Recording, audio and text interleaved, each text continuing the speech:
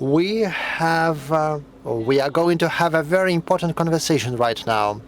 I'm glad that you're here. My name is Natalia Fishman-Beckman-Betova, and I am the aide to the President of the Republic of Tatarstan.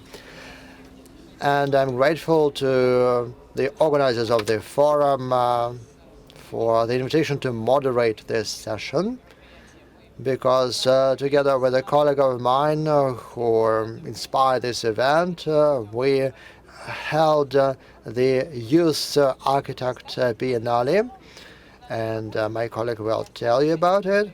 And as for creating a comfortable city environment, we are trying to involve young architects to this work. But their work is not so simple, even here. And on the whole, it's difficult to be a young architect in Russia. It's difficult for us to learn how to support them, how to develop a professional community. We have great speakers in the panel today, and I hope that they will share their experience. And I will have more comments later. Unfortunately, our Deputy Minister of Construction of Russia, Mr. Dmitry Volkov, fell ill. He lost his voice, and he just sent me some comments. Now our speakers: David Basulto, the editor-in-chief at ArchDaily. Let's give him a round of applause. Lara, Director of New London Architecture. Luca Molinari, the President of Jury, Honorary President of Jury, Arc Marathon. Sergei Tchoban, Director and Curator of the Bureau of Speech and of our Youth Architect Biennale. And of course, Varvara Melnikova, Director the Strelka Institute. We will welcome her a bit later. And I would like to start with David, who travels a lot. David, you know very well what's happening in the architectural world, and I would like to ask you about the cases for support of young architects that are the most successful in your opinion. What initiatives work the best to support young architects, and what would you recommend to us? What example to follow?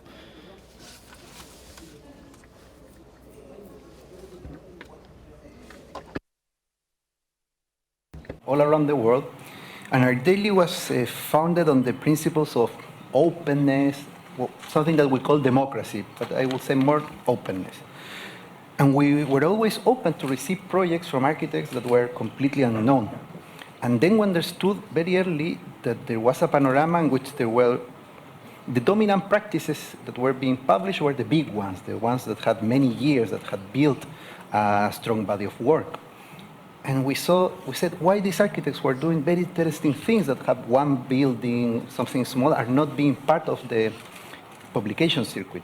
And we put ourselves the task to say, we are going to find them all over the world, and we're going to put a certain preference for them because they don't have this advantage. So over time, we continue doing that, and we started to see that there were many initiatives that were helping them.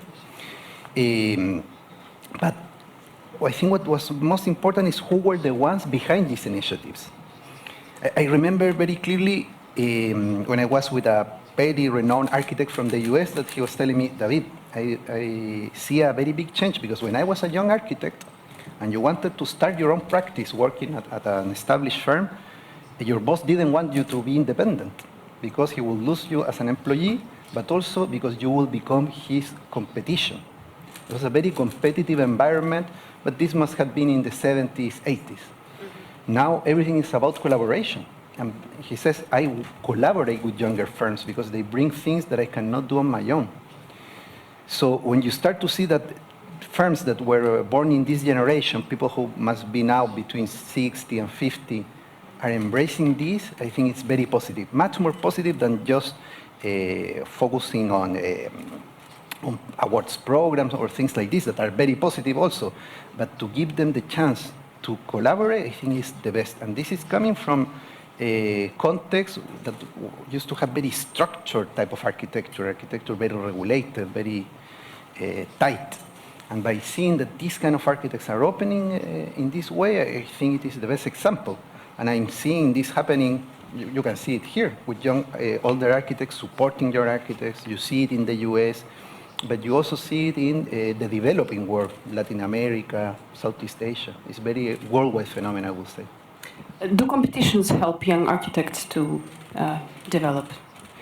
Well, it's a double-edged sword because if they are well done and there is commitment from the client, either state or private, to push it, it could be the launchpad for a young architect who had the possibility to do it. But also could be a trap because if you don't have the experience and the system is not well prepared to accept that you are a young architect and you don't have perhaps the resources at the beginning, it could be a drag. And we have seen this especially in Latin American context, where there are many competitions, easy to enter, but then it is very hard that the project will finish. In Chile, we see that from 10 competitions, public ones, around 2 or 3 get built. So it sometimes can work, but sometimes can be a danger. Thank you very much. Ну вот интересный для нас взгляд. Мы все время говорим. Thank you so much. It's really very interesting. We keep talking about competitions, about how many competitions we can have. And David believes that maybe it doesn't always help.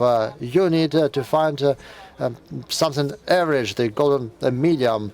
And while we are waiting for Varvara, I would ask Sergei to tell us about your approach. And it would be interesting to listen to the opinion of our colleagues and experts. You have the floor, please, Sergei. First of all, Natalia, you mentioned that it's difficult to be a young architect in Russia or maybe everywhere. Actually, it's difficult to be an architect, not only a young architect. And this is why initially I had this idea to make a biennale for young architects, because for them it's even more difficult. There are a lot of competitions going on, a lot of contests, and I know about it because sometimes I am invited to join the jury. For example, recently there's been a contest of young architects. There are well-known contests for young architects, but sometimes those architects are treated as children who are just playing and who are expected to make a skyscraper of the future or a balloon where you might live. But actually, young architects are the same colleagues as older architects. Their only advantage is that they are younger. And they need to find a specific job, a specific project to show what they are capable of. And this youth biennale was set up and supported by the Ministry of Construction, and actually the Republic of Tatarstan and the President of Tatarstan. And Ms. Fishman-Bekman-Betova also supported this biennale, and actually now there is this biennale going on in Tatarstan, where there is all the necessary infrastructure available and where the atmosphere is very friendly. And we had the first such event 2 years ago, actually a year and a half, in October 2017. And initially there was some skepticism because there was a bias. Young architects believed that they might be duped, might be cheated, because it was supposed to be yet another contest of creating a flying balloon, or that was their opinion. But we proved that this contest would really help find out the best architects, and those best architects will become real stars in our profession. And those guys who won got special awards, and they really got their first orders. they found excellent opportunities. For example, one of them got a short-term possibility to co-represent Russia in a biennale in Venice. So actually, there were considerable signs of success, and we decided that it would really be a biennale, an event happening every 2 years on a regular basis, not just a standalone event. And this initiative was actually supported by the president of the Russian Federation. He supported it. And the winners of the first biennale asked him to support this initiative because it became an important opportunity for them to develop as professionals. So I'm happy to say today that we received as many as 739 participants for the second biennale, who are from 53 cities, not just from one country. Sometimes they study and work in other countries, even though they are Russian architects. They are architects from 6 different countries. And this is yet another objective of our event, to make sure that people don't leave Russia, but that architects find a job or find projects in Russia, because Russia is a big construction market. So right now we are trying to select 30 participants who will be the finalists and who will participate in later projects. And the topic of this biennale is industrial plants, industrial infrastructure. And actually in Kazan, in Tatarstan, there were 2 major industrial sites. And on the bank of the river Levator, there is one of those industrial sites, which is also very interesting. And for both sites, there will be the winners.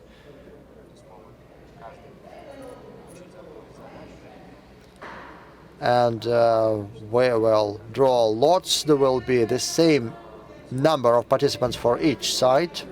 And I have already looked at the portfolio, and I can tell you that the involvement, the participation of the guys from the regions who already implemented a lot despite their young age, the work of those participants from the region is quite comparable with that of architects from the biggest cities, Moscow and St. Petersburg.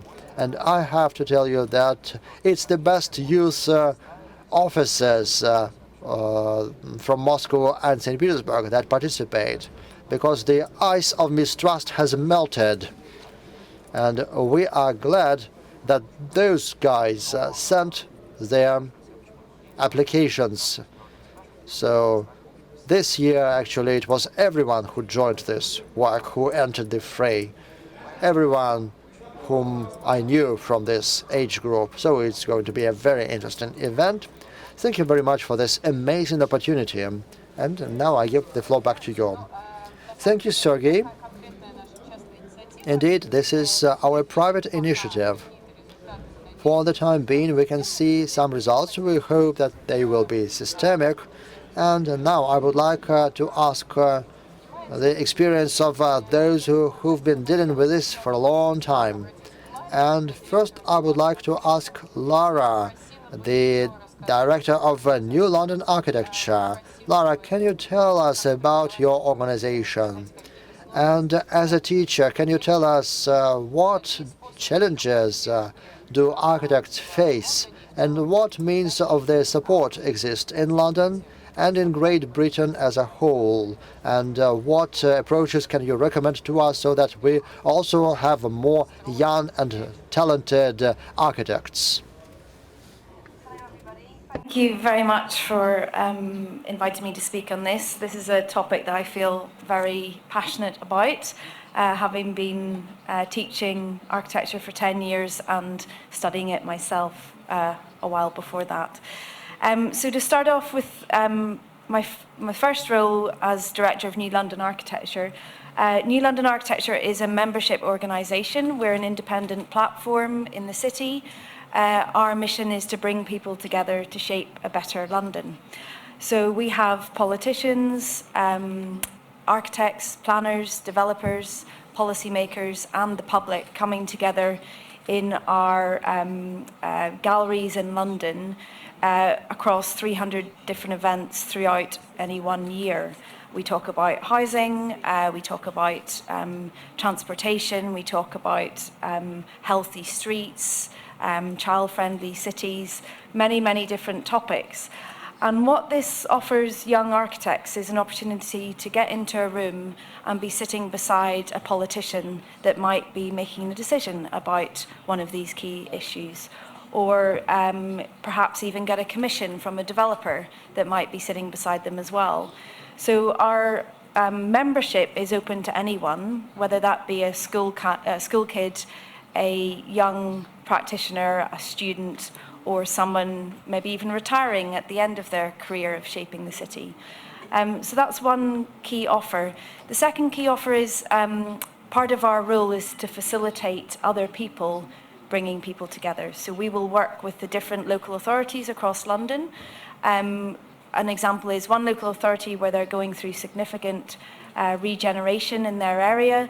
They were struggling to get the right sort of people involved in the design process. So we went and organised a design workshop, and we insisted that we brought in mature practices as well as young practices, and we paired them up so that a mature and young practice were working collaboratively, because we can see the real benefit of that cross-fertilisation of ideas, of new approaches as well as ones that are well established and trusted. With my other hat as a teacher, so I teach the Cities programme at London School of Architecture, LSA for short. LSA is a brand new school in London. It was started 4 years ago with a very purposeful intent. One was to provide a new sort of education system, because we currently have a bit of a void at the minute in the UK, a void in the skill set of multidisciplinary city making. So not being an architect or just a planner or just an engineer, but looking cross-discipline and making sure that whether you've done an architecture course or a planning course, you can still talk to each other.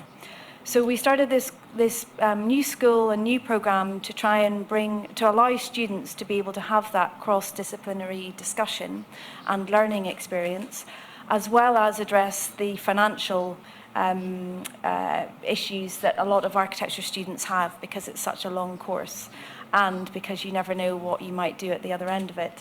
So our course is you work part-time in the first year, which means it pays for your whole academic programme. So our slogan is that you earn while you learn.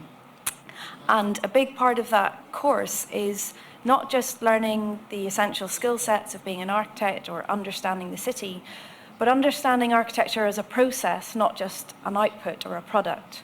So the process allows students to really see what it is that makes a city work, what it is that really makes politicians make the decisions that they do, or a planner write the policy that they do.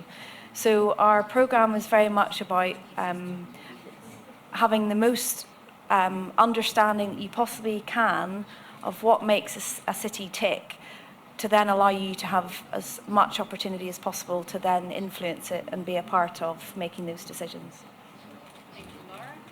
Thank you, Lara. I will then turn back to you with more questions. Now, Luca, I know the project you are running is not about architects, it's about projects. Could you please tell us what it is about and how it helps young architects to develop? First of all, thank you for the invitation. Before I start talking about Arc Marathon, I would like to express, as a curator, the importance of involving young architects. I remember when I was invited as a curator of the Italian Pavilion at Biennale of Venice 2010, the first thing I did, I invited two very young, talented architects to design the setting of the exhibition, and two super young graphic designers to design the overall images. This was a kind of a political statement to say, if you want to express, you want to present your country, first involve the very young architects. So talking about young architects means talking about responsibility. Your role as a curator, your role as a, let's say, intellectual, to have a position and to act to involve the youngest. And to network together. It's not just designing a golden cage for the best young, but it's to create a network where cleverness, intelligence, and creativity flows and meet together, where experience and energies and visions create something different. Because in this, we are living in a moment where reality is asking for completely new vision, completely new answer. Reality is producing new answers, new questions. So we need to generate answers that are coming from a dialogue between different generations. So this is, for me, a premise which is very important in terms of, let's say, a cultural statement. In relation to Arc Marathon was born 5 years ago. We did 3 international, let's say, events, all based in Milano, and 2, let's say, local events, one based in Beirut, the other one in Miami. But what is interesting about Arc Marathon is the process of selection, which is not making any difference between the young and the talented and the well-known architects. We select interesting and challenging projects based on talents. And so we ask our jury, and we do an open call to select the best 45, 50 projects built in the last 2 years, and we invite them to play together for 3 days in a very important city. So the playground is Arc Marathon, is the networking, is stay together, is presenting. So the audience and the speakers became a one community, and they share. So I think this is very important. And what I was saying that is very important, after the 3 first world edition that we did in Milano, we are working now with the Urban Policy Institute to bring the next edition here in Moscow next year. So, and this is for us a very important element, because we would like to open more and more the discussion. Last year in Milano, one of the winners was a very young, talented officer, the Bureau Cosmos, a Russian office, who won one of the sections. And we are more and more interested in bringing the bright and clever people together and to generate networking. This is the most important things of Arc Marathon, instead of just bringing the best young on the top and that's it. Thank you. Thank you. Whatever, it's not working. Okay. Anyways, That's good. Varvara Vladimirovna, Varvara, thank you very much for coming here today. Varvara, as all of you know, is head of the Strelka Institute. One of your projects is the architect educational program, and yesterday I thanked Varvara because one of the students of Strelka was appointed as deputy head of the Ministry of Utilities of Tatarstan, and we understand that Strelka really was able to select very talented young people, and Strelka was able to underpin significant career development for them. I wanted to ask Varvara, how do you think? What are the issues that the young architects in Russia face? How architects and young urban managers tackle those challenges? Which qualities should they have, and how can we support them? Thank you very much. First of all, I am sorry for being late. Sorry, colleagues. Our educational program, Architects of Russia, is the program organized by Strelka Institute. And indeed, we found a lot of talented people there. And now they enjoy some trust and powers were entrusted to them. There is success in Tatarstan, for example, that was mentioned. And also one of our graduates is Svetlana Moskvichova, who is going to leave Sochi and move to Murmansk to develop urban environment there. I would like to highlight one thing. I've now been listening to my fellow panelists, and I got the idea that it would be nice if we stopped dividing architects into young, old, Russian and non-Russian. I think that we should perceive them as one big community, and there is place for everyone in that community. It's all the matter of talent, first of all. Maybe some leadership qualities, I don't know. It may be discipline or chaos. There are a lot of books dedicated to leadership today. I think that the differentiation is a thing of the past already. And I would speak not just about architects, but also about clients, both public and private. And I can speak now not just for Russia, but about many other countries as well. As of today, the development of construction and engineering, this level of development today in 2019 allows clients to work with young architects. And there is no excuse not to give a chance to young architects anymore.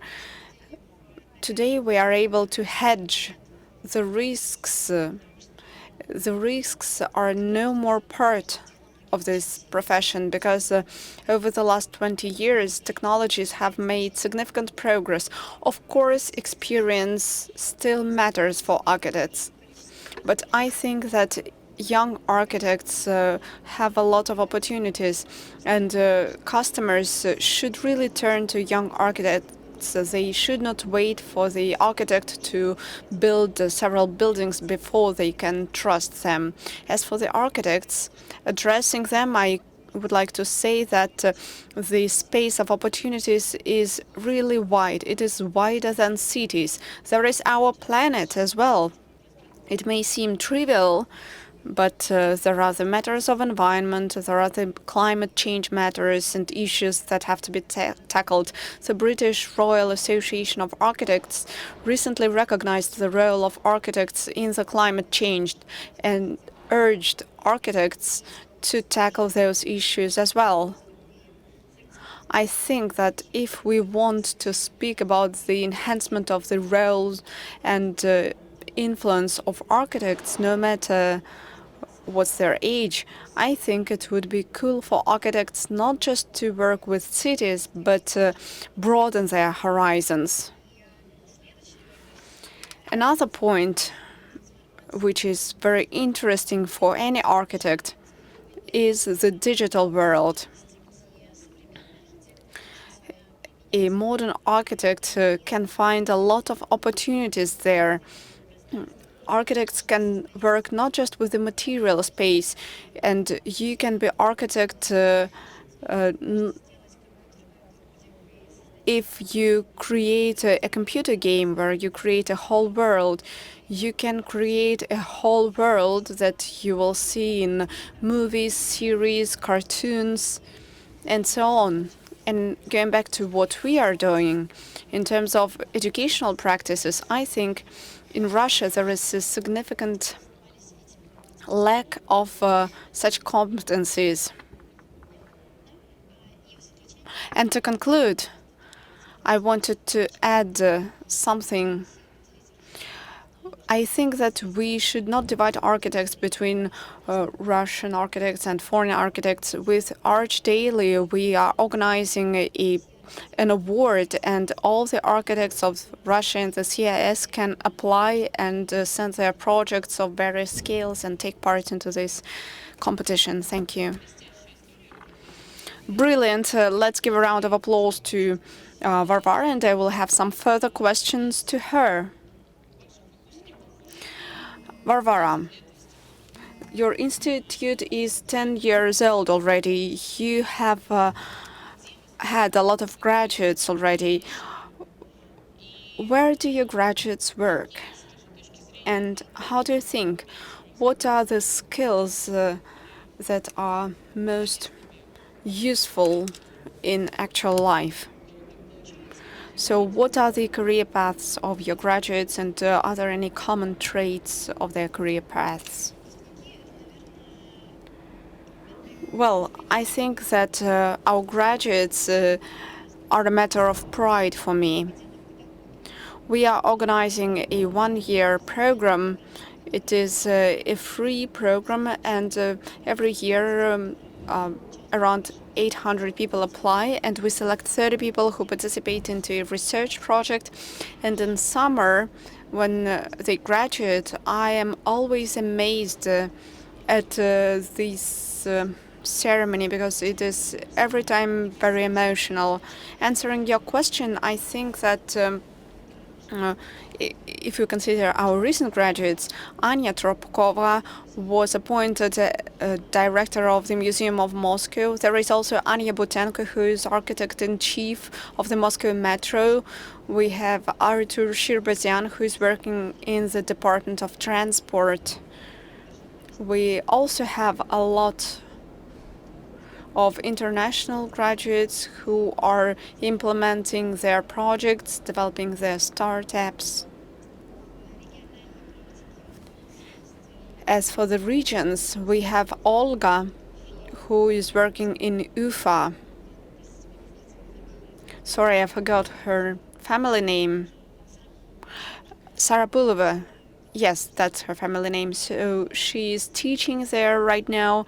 She's also organizing urban forums there. She's also counselor to the governor, and she's teaching, and she's organizing an urban forum there. Speaking about the skills, I cannot say that we invented a concept including, say, 5 key skills that everyone should master, and all of our graduates have the same skills. No, it's not like that.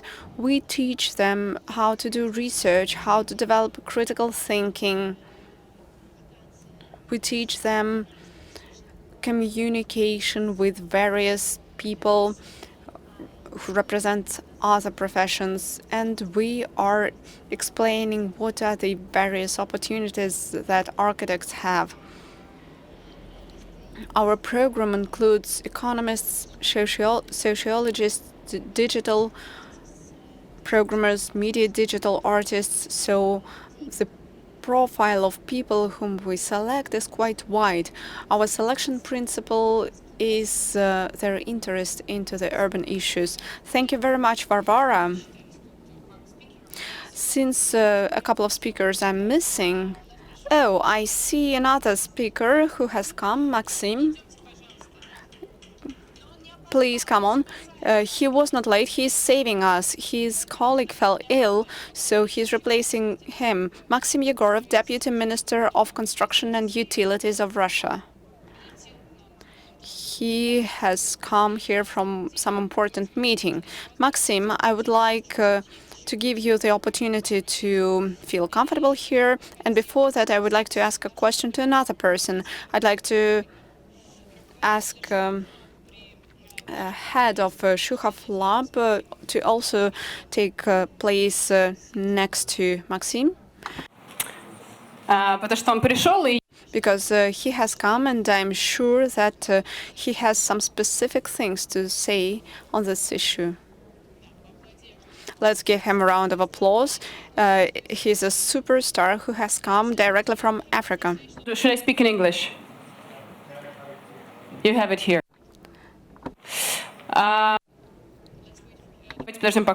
Let's wait for him to put on his earpiece.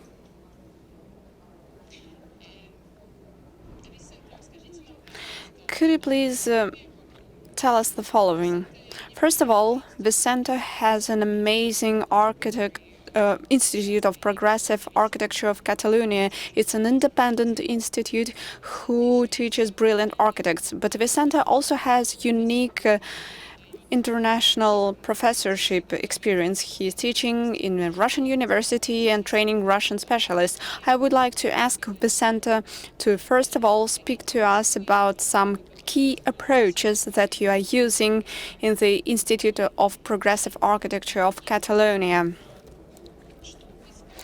And another question, what can you say about the young professionals who are engaged in urban development that you met in Russia and in Moscow over the last few years? Thank you, Natalia, for this opportunity. Yes, I have a strange background acting as former chief architect of Barcelona, also founder of IAC, and acting as professional. So working with young people and looking to young people is the best that we can do in order to work for the future. And that's why I have been always interested on education.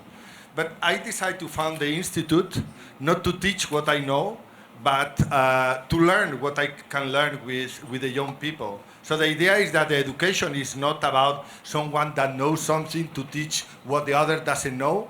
At the end of the day, you put a 5/10, but it's about learning together and working together. So this has been our philosophy.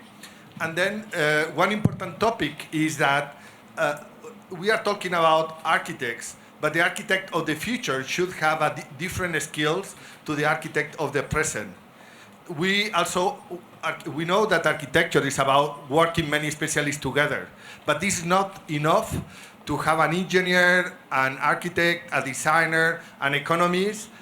If you put together, it's not the same as if someone has really different backgrounds and is able to integrate this knowledge. For example, the biotechnology was invented when the doctors learned about computation. And it's not that you put a doctor and a computer science to do biotechnology. There is a new profession that is called biotechnologists. And then from that point of view, this is what we are doing here in Moscow. And also in Barcelona, we are trying to educate a new generation of people in order to try to be able to talk and to understand many different topics. And the second question that I am really interested is that I think that we don't have the goal of becoming entrepreneurs, the architects. We have been educated as someone that design something that the developer maybe will buy and will ask you. But we see that the digital world, all the digital economy is not working like this. So imagine Elon Musk going to General Motors to design a self-driving electrical car. General Motors will say, are you stupid or what? Cars are not like this today. And then, but you can decide the color of the car and you can talk about the lighting. This is what the architects we do today. We architects, we are most dealing as decorators of what someone that are the robust expert, they know what the real client want. And this is not true anymore. What is true is that we are in the middle of a change of culture.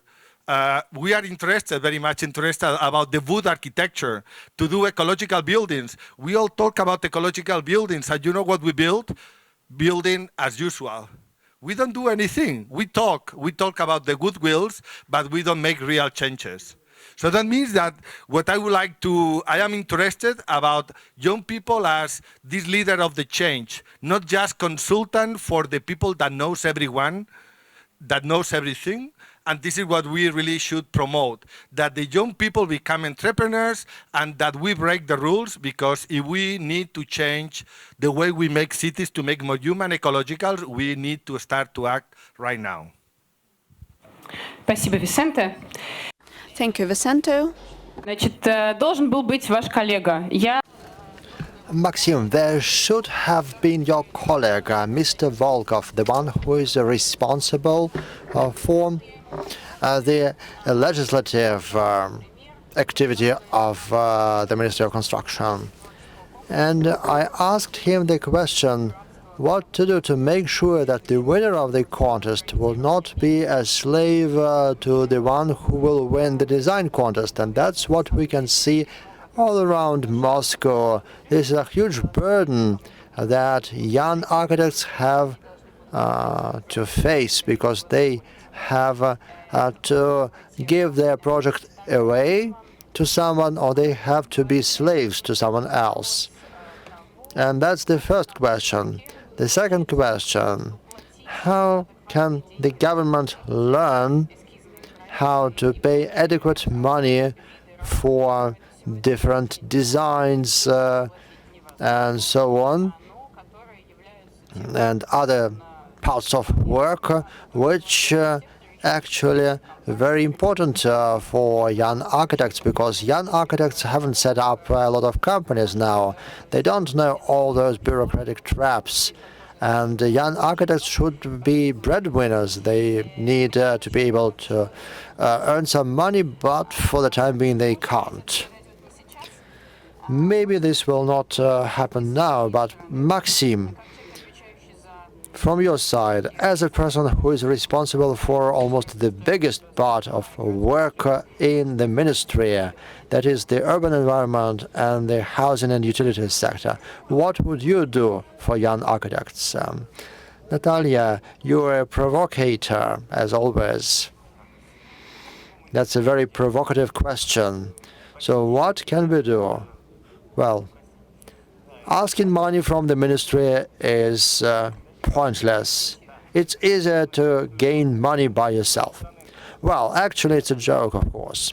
But you know that we can support all the projects involving young architects.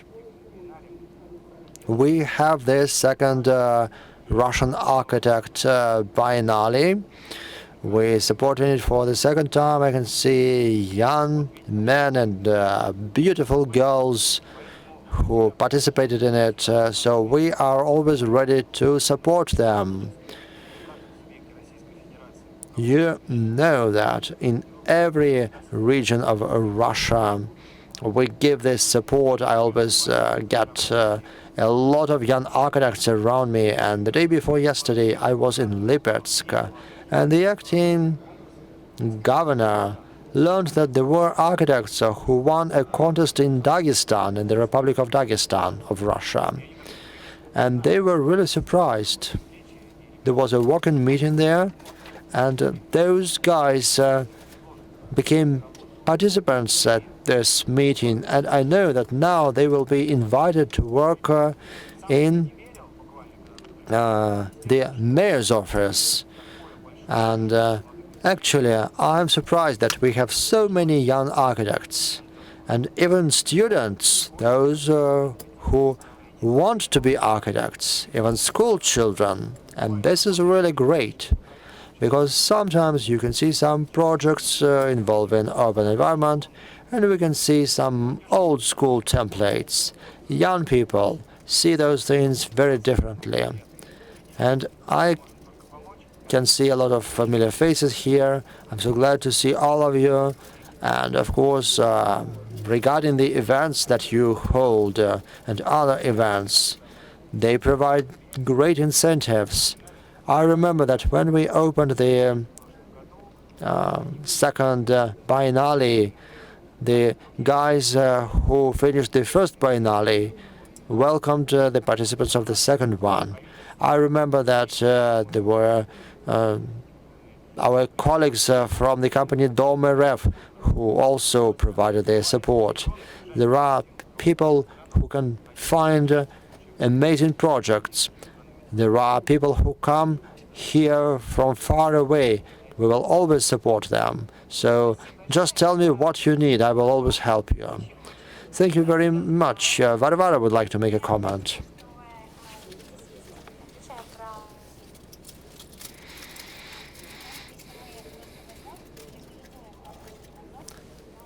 Well, if we just legalize this author supervision system, and if the architect, when signing a contract, has this support for the project and he will be paid for that, that's the simplest and the best solution. Because Natalia asked us what could be done for architects, and I would like to give a contribution to this answer. Let's legalize the author's supervision, because normally it's not paid, and architects have to do this job on a voluntary basis, on a free of charge basis. So that's the first part. Can I add something? No, just a second, please. I would like to add something. This regards architects. It's not just a question of your attitude to the customers, it's your attitude to yourselves. So don't draw designs for your clients for free, without any charge. No one asks an accountant to do a job without paying them. So no one goes to the taxi and tells the taxi driver, well, get me to point B, and I will see how you drive, and then I will decide whether to pay or not. So we need to stop doing those things. That's my advice to the architects. And finally, there are not so many architects as taxi drivers or truck drivers, but those architects are always are always able to find an agreement how much money to ask from the customers, and then the prices will be the same in Moscow and other cities of Russia. That's a great comment. Thank you very much. I fully agree with Varvara. And I would like to say the following thing. We are now working in this direction. And when we had a contest of work of small cities, and this issue was raised in the presence of Mr. Mutko, and everyone keeps talking about this issue, young architects, old architects, and we can see how those contests are implemented. There are some beautiful designs, but in life they look differently. And this author supervision should be there. It should be throughout the project. Sometimes we can see colleagues who bring amended concepts. If you don't know this, our contest is based on the works chosen by our citizens. So what we can see is the following. People see some concepts, but then some time passes, and the result is not what they promised to do. So from my side, I'm going to do everything possible to put this idea into life. So you see, you have a moral commitment from the Ministry of Construction. So it's an important result. Right now, I would like to switch to another subject. That is, I would ask 1 minute to each of our guests. You have heard us, David, Lara, Luca. You've heard us. You've heard what we are talking about. So can you give us recommendations for 1 minute? How would you change our rhetorics? What would you recommend to us? Who can speak the first? Maybe Luca. We discussed now is very important in relation to the competition system. I was discussing it with Evgenia Murinets, who is our partner in the Russian Arc Marathon, and it's something that is a common ground in Russia and in Europe. There's a wide discussion about the fact that if you do competition, you involve architects, every time you must pay them. If you select on the second phase, you give them not only the chance, but you allow them to survive using their work and to pay their bill. This is fundamental, because if the system doesn't support them, it's not working. You need oxygen, no, to give quality to your blood, your brain, let's say. And if you're asking for new energies, you have to feed it. So I think this is a very important element, and competition must be used but in a very clever way. So the institution must be aware of the fact that if they're asking energies, they must pay for that. This is fundamental. It's a matter of respect of the work, of the creativity. Creativity is just not an apple on the trees. It's something that you feed every day with the daily work. It's a lot of energy and need to be supported properly. Thank you very much. У нас, кстати, действительно есть проблема с уважением к... Thank you very much. We really have an issue with respect to creativity. Actually, it's not paid for, usually. What do you think? Here, the Deputy Minister. Is working? Yeah? Okay. Now, just to remember that the way respect is guaranteed is through the law. So in France, they made the first law of architecture. In France, they made the first law of architecture, and that's why they make these kind of competitions. And in Catalonia, in fact, we approved 2 years ago the law of architecture that guarantee that will be different kind of competitions, but always those that are selected will get paid as part of it. So the best way, if you really want to guarantee everything you are saying, is to make a Russian law, the Russian law of architecture. Because in that way, everything that you can say will be put in a good frame, and then everyone around the country will follow the same rules. Да, это очень важно, потому что я могу сказать из своего... Yes, indeed, it's really very important because I can tell you from my personal experience that in 2015 we had an international contest, and then out of decency I tried to make sure that those architects who were driven out of that contest, who were chosen in the contest, would be involved throughout the contest. But in terms of Russian law, I can't even pay them because they are foreigners. And it's not only the problem of foreigners. We can't pay them for author supervision, for design, because there's always going to be a Russian company, a design bureau, which is a very solid post-Soviet institution with no modern technologies at all. And then it would be an attempt to bring together some very different things. Because sometimes you take a solution, then you have to adapt it. And to adapt this solution, our designers just can't draw some things, some nodes and so on.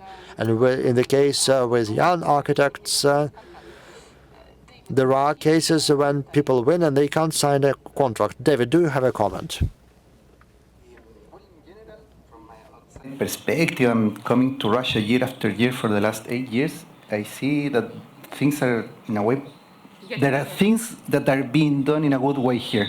I think the Strelka case, this growing model of competitions. But again, I think the most important is to embrace collaboration between practices, to see more established practices, collaborate with younger ones, to give them the opportunity, but in a more partnership way. I think that could be very good. But it is good that in this conversation we can see a critical view of what is happening, and also to see that from the outside, what is happening here is growing, growing, and growing. When I came here the first time 8 years ago to meet young architects, it was not a possibility. You will only meet students with a lot of potential. But now we are seeing the possibility to even establish an award focused on young architects here that I know it will have a wide reception. So in very few years, many things have changed. So what is happening here needs to continue happening, and hopefully will be better embracing more collaboration between practices. Очень важно для нас всех комментарий. Мы обычно все всем опечалены. That's a very important comment because usually we are pessimistic, and now we can hear that everything is good. Lara, your last comment, please. So there are a lot of commonalities with what you've been describing here in Moscow and across Russia and what we have in London. And for me, it comes down to one thing, and that is value. Do we value architects, and do we value architecture in what it can offer the problems of today and our problems in the future? And I already, a lot of what you talk about at Strelka, we've been doing very similar things in London through the London School of Architecture. Our syllabus is based on people, planet, politics, and the future. It's not about one discipline, it's about looking at a place as a whole. In terms of value, if we don't have leaders that value it and that show that value through the way they lead and how they make decisions, then we've got a problem. So we've got a really interesting programme in the Mayor's office in London at the minute. It's called the Good Growth by Design initiative. We have over 50 mayoral design advocates, who are a mixture of architects and other disciplines, that are advisors to the mayor on the future of the city and its design. So that is one thing that really helps to show that the leadership of London does care about architecture and architects. The second thing is processes. How do we show that we value architecture through the processes of the city? Does procurement support it? We've had an issue in London for a long time that if you're a small practice and you don't have a turnover of £3 million for the last 3 years, then you can't apply to a lot of public sector projects.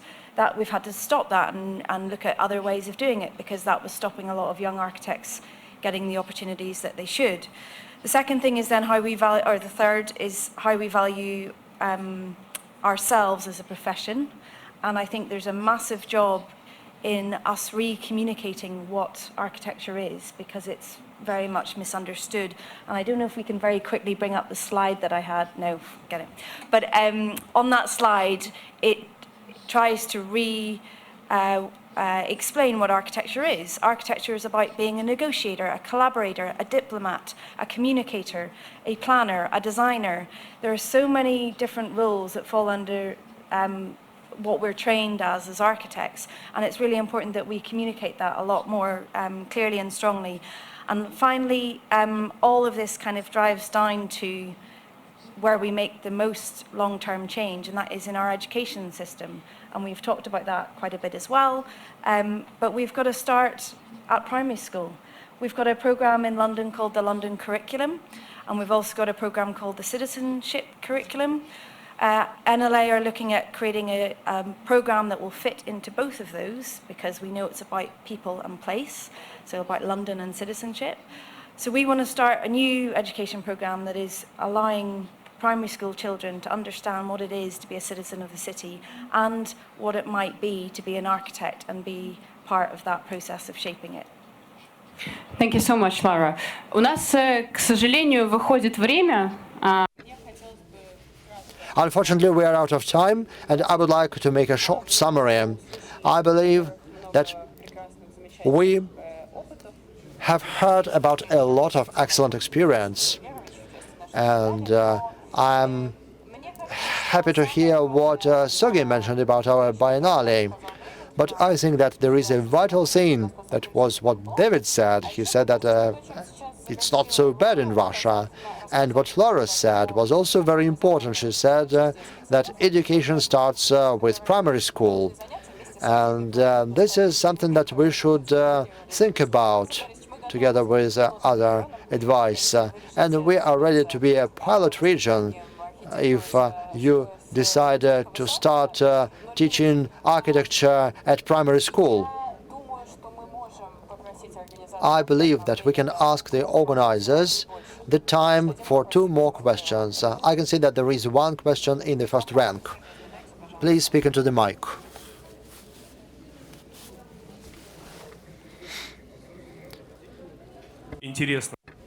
Good afternoon.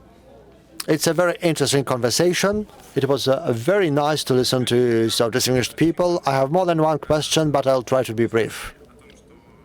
You've mentioned that it would be interesting for you to involve architects, both young and old and Russian and non-Russian. It would be great if you involve all of them, because personally, living here, studying here, I can't participate in some programs, but in particular in Biennale. I applied for it, but I'm not sure that you will accept my application. But why can't you do this? I'm not a citizen of Russia, but we've said that all the Russian-speaking people are representatives of the Russian culture, and they can work abroad. Well, unfortunately, it was said that way. I was at your presentation, If your application is turned down, then you will receive notification. If it's not turned down, if you were not notified, then your application was accepted. Maybe you could introduce yourself so that you could later talk to Natasha. Okay, so we understood each other. I now have a question that is more global and complex, more to you as a representative of government. If we have a small architectural bureau, then we try to participate in small competitions, and I don't understand at all how we can win an architectural competition. Does it depend on our experience? We don't have a lot of experience. Does it depend on something else? How young architects can participate in the competitions? Because these competitions are administrative. There is no creative part there. Maxim, may I help you? You are not the only representative of the authorities. What's your name? Stanislav. Stanislav, look. I would like to understand the subject of your question. What are the specific competitions that you wanted to participate in, but you failed to do so? Do we have someone from Tatarstan here? They left for more interesting sessions. Well, I understand them. So, do you have a feeling that there are no young architects and no projects where you could participate? I have two different questions. First one, regarding the creative competitions. There is a limitation regarding the citizenship there. As for the Russian competitions, I cannot participate in them, although I would like to do so. Speaking about the state competitions, these are the usual tenders or open competitions. They are not creative. This is just a tender for the design of documentation for the building.